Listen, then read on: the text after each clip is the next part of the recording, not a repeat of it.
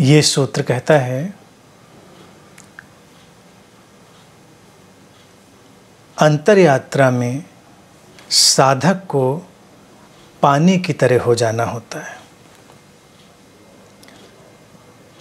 पानी की तरह हो जाना एक बहुत ही महत्वपूर्ण प्रक्रिया है। साधक को बहना होता है, प्रवाहित होना होता है, उसे कहीं ठहरना नहीं होता। अब पानी का जो गुणधर्म है, अगर हम उसको देखें तो वो भी अपने आप में बड़ा सुंदर है। पानी अपने कई रूपों में जाता है। जैसे वो जम जाए तो बर्फ़ हो जाता है, और बर्फ़ बह नहीं पाती, एक जगह पर इकट्ठी हो जाती है। तो जब कोई व्यक्ति अपने भीतर इसी तरह से फ्रीज हो जाता है, चाहे वो अपने भय के कारण, अपनी वासनाओं के कारण, अपनी वृत्तियों के कारण, अपनी धारणाओं और मान्यताओं के कारण, किसी भी कारण से अगर वो फ्रीज हो जाता है, जम जाता है, तो उसके जीवन में एक तो तरलता खो जाती है और बहाव खो जाता है। जीवन में साधना का अर्थ है अपने भीतर की जमी हुई बर्फ़ को पिघलने देना, तरल हो जाना, और ये तरलता ही व्यक्ति को सरल बनाती है, सरलता से भरती है। और जब हम तरल हो गए, पानी की तरह हो गए, तो फिर उसमें एक बहाव ज़रूरी है। पानी अगर ठहरा हो तो भी बहुत उपयोगी नहीं हो पाता। उपयोग हैं उसके, ठहरे हुए पानी के भी उपयोग हैं, ऐसा नहीं, लेकिन वो जीवन में बहुत रूपांतरण लाने की क्षमता रखने वाली प्रक्रिया में नहीं जा पाता। तो जब किसी का व्यक्तित्व तरल भी हो, यानी कि वो पिघल चुका हो, उसकी जो अंदर की इतनी ठोस मान्यताएं, ठोस विश्वास, उसकी ठोस कंडीशनिंग, ये सब पिघलें और फिर बहना शुरू करें, तो सूत्र में प्रवेश होगा कि पानी की तरह हो जाना, बहने लगना। और जब पानी बहता है तो उसका चुनाव नहीं होता कि वो कहाँ बहेगा, कहाँ नहीं बहेगा। इसी तरह से जब साधक का जो व्यक्तित्व है वो तरल होकर प्रवाहित होता है, तो वो चुनाव रहित होता है। उसके अंदर एक चुनाव रहित सजगता पैदा होती है, और बहने मात्र से वो अपने जीवन को शुद्ध करता है। पानी का प्रवाह ही शुद्ध करने की प्रक्रिया है, कोई और प्रक्रिया नहीं है शुद्ध करने की।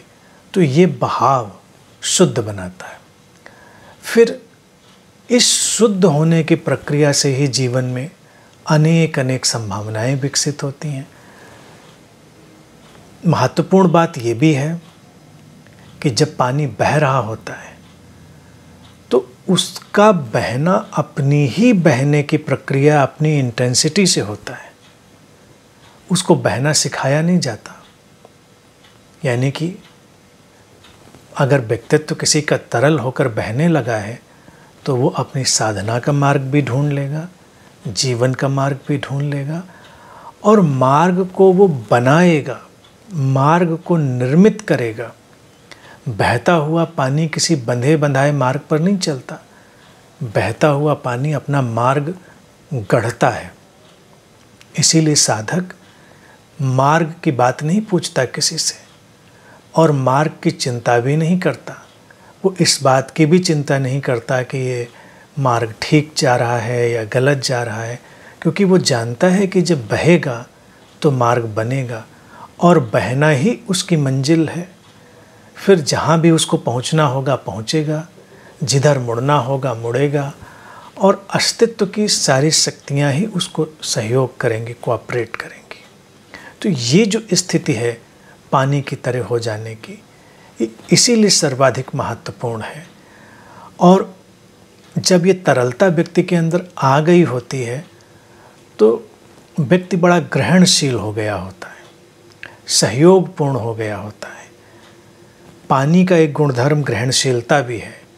वो सारे भावों, प्रभावों, ऊर्जाओं को अपने अंदर समाहित कर लेता है। और पानी बिना पूछे सहयोग भी करता है, बिना पूछे सहायता भी करता है। बहता हुआ पानी इस भांति सहयोग करता है कि किसी को पता भी नहीं चलता।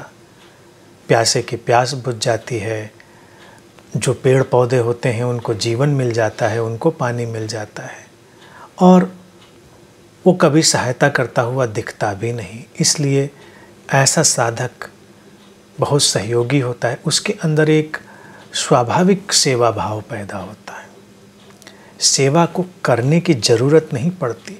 अगर जो ठोस व्यक्तित्व का व्यक्ति है वो सेवा करेगा तो सेवा भी उसके लिए एक आयोजन हो जाएगी, और तरल व्यक्तित्व का साधक जो पानी की तरह हो गया है वो सेवा करेगा नहीं, उससे सेवा घटेगी, क्योंकि ये गुणधर्म होता है उसका। इसीलिए साधना के इस पड़ाव पर जब साधक का अंतर्मन, उसका व्यक्तित्व तरल हो गया है, वो सर्वाधिक रूपांतरणकारी अवस्था है, और वहाँ से एक क्रांति घटने की संभावना प्रशस्त होती है।